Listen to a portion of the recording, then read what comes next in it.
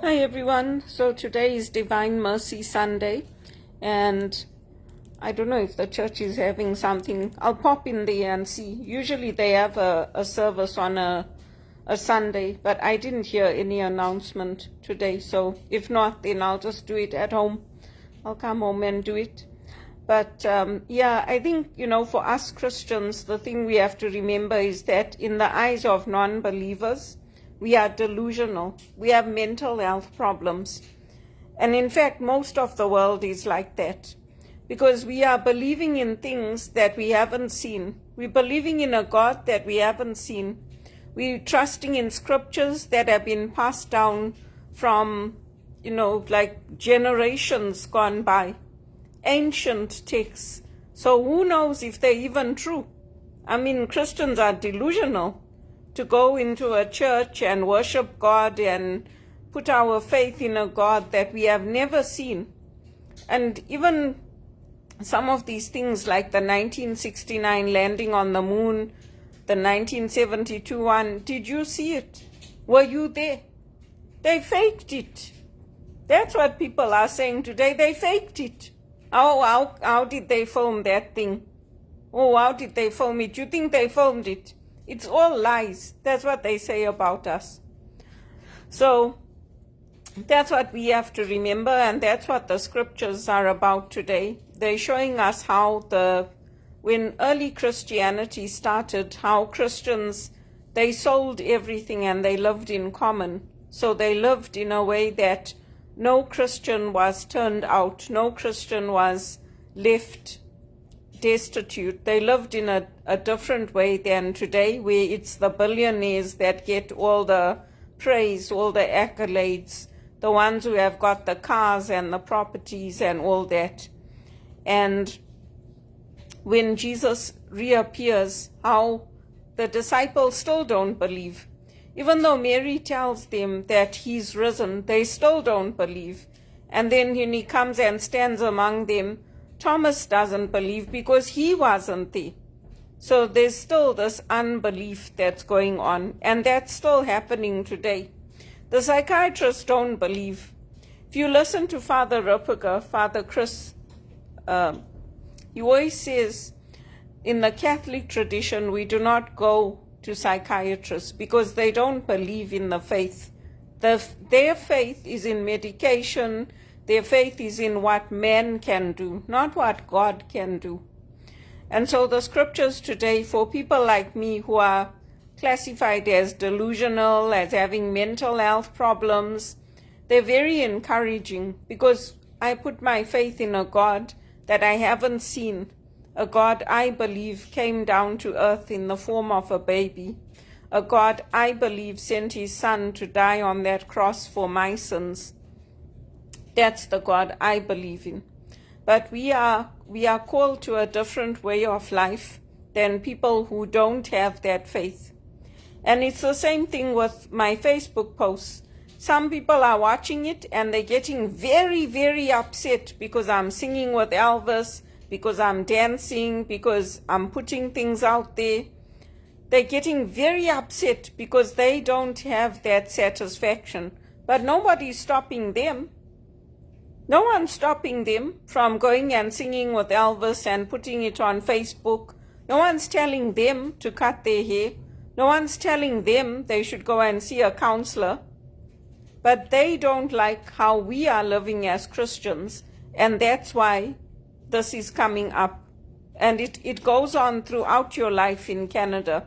If you live in a country that is Christian, a country that is Catholic, you won't have these same challenges.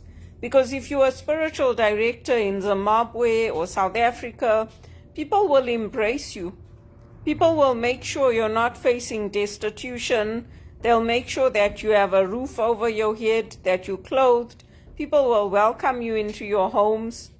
But not in Canada. In Canada, it's an uphill battle.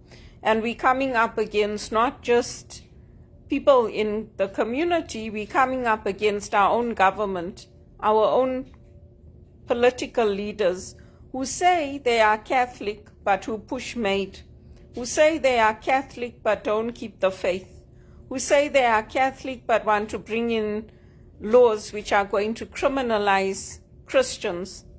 And it's happened in England already. People have been arrested just for standing on the street corner and praying. So we also take precautions. We pray in our homes. We pray in our churches. And don't think that the police who are Christians and the officials don't get targeted the same way. They do. They do. Even for me as an essential service worker, I got targeted. Why? Because I keep my faith. I keep my faith. And there are some Christians that, yes, they do very well, but they've got the right people around them supporting them. And they do well financially, they own properties. I didn't have that support. And the people that tried to get it for me, unfortunately, were not successful. But that doesn't mean that I lose my faith. And that's the encouragement of the Gospels. They have been calling Christians delusional and having mental health problems since time immemorial. Since the day Jesus rose from the dead, people have been saying they're delusional. Nobody rises from the dead. And yet now today, science is proving the resurrection through the Shroud of Turin. And AI, they even had to shut off that AI that started doing the examining on the Shroud of Turin, because it proved the resurrection, the music they found on the tilma, all those things. Science is mathematics. All the things that we are doing today on earth are impossible. Man stepping on the moon is impossible. And all of our contributions together is what changes things. So I'm facing very, very difficult times, but that doesn't mean I'm giving up, because I know I'm educated, I'm qualified, I know that I have the right skills to move into a job, and things come against all of us in this life. But I'm not giving up, and that's why I keep putting my link out there for the donations, for the financial help, because I know that there are good people out there, there are kind people out there, and I'm relying on people to help me. I don't know why people think that I'm joking when I'm saying that I'm facing destitution, because I'm not. I don't have any money in my bank account, and my EI ran out, and all these things that have happened, they were not my fault.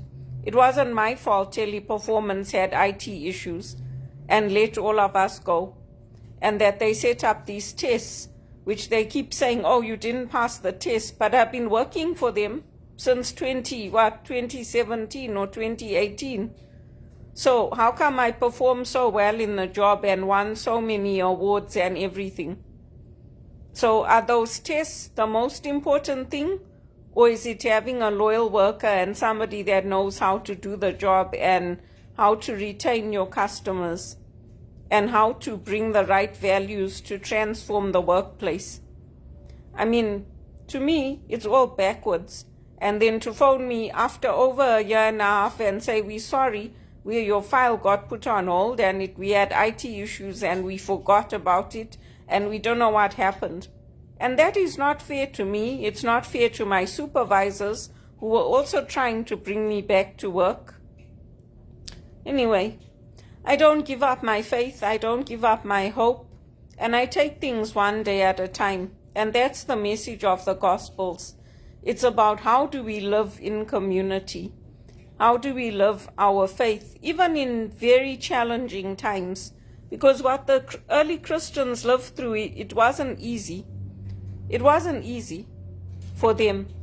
And they did call them delusional, and they told them they had mental health issues. Gods were bribed to falsify what really happened with the resurrection, just like what happens today. It's nothing new. It's nothing new. But that's why I have to pray. And if you are like me, you have to pray. Especially for single women on our own. It's very, very hard. It's very hard. In Canada, we are the worst discriminated against. If you're married and you got a family, they might have a little more compassion on you. But for single women and who are caregivers, we are the worst discriminated against. But I put my faith in God, and the priests are all supporting me getting work in the church. or in a Christian non-charity, like not non-charity, non-profit.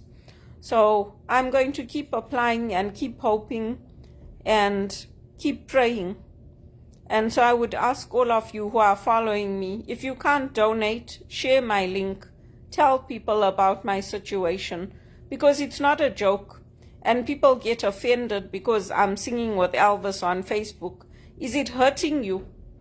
Is it hurting you that I'm keeping his memory alive and that I love him and that I've decorated my home with Elvis Presley memorabilia?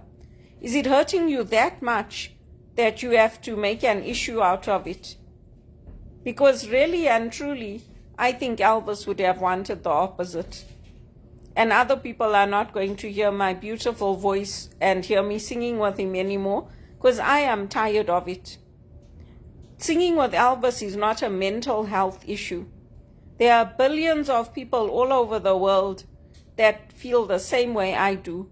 In fact, one of the ladies was there when I went to see the movie Epic. And when she saw me, I was walking home. It was about a month ago. And she said to me, I wish Elvis was still alive. He was so nice. I said to her, yeah, so do I. And she started crying. So I don't have a mental health issue for loving Elvis. And there's nothing wrong with me posting about Bono or anybody else. And if you have a problem with it, take it to the police. Take it to the police and ask Bono, do you know her? Because we think she's living in her own world. We don't think you know her, and we don't think she volunteered for you. And we don't believe that she ever contributed any money to Roger Federer's foundation or Rafa or Novak. She's very strange, and it's very, very hard for her to have any confidence. And see what they tell you. Because the people saying those things to me are the ones with the mental health problems. Because everybody that I know says to me, you know what, you're confident and you're nice and you're professional and we love your posts. But because I'm tired of people demanding that I get psychiatric assessments in order to help me, that's not love. If you love someone, you give that money. You give it freely and you say, you know what, this is to help you because you've done a lot for the community and for us. I'm tired of it. And what is the gift? If you have a gift, what is the gift of sitting and singing Elvis in your own home and nobody else can hear you? What is the gift in that? Is there any gift in that? There isn't. But I'm tired of it. I'm tired of being targeted for doing good.